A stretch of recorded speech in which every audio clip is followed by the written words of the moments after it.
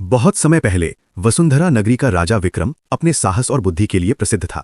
अपने राज्य में वो सबसे शक्तिशाली था, लेकिन एक बात उसे हमेशा खटकती थी। उसके पड़ोसी राज्यों के राजा उससे ईर्ष्या करते थे और उसके साथ सहयोग नहीं करते थे। राजा अक्सर सोचता, मैं इतना शक्तिशाली हूं, फिर भी दूसरे राजा मुझसे दूरी क्यों रखते हैं? पर उसे जवाब नहीं मिलता।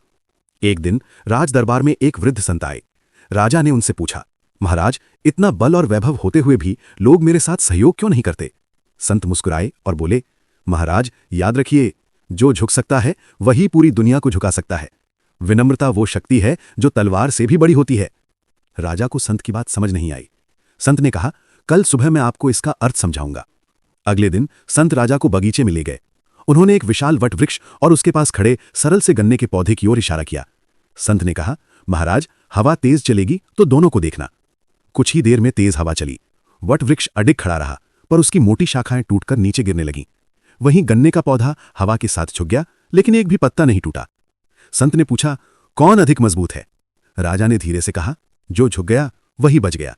संत बोले, बिल्कुल महाराज, जो झुकना जानता है वो टूटता नहीं, वही दुनिया को अपनी ओर आकर्षित करता है, वही सम्मान पाता है, वही वास्तविक रूप से शक्तिशाली होता है।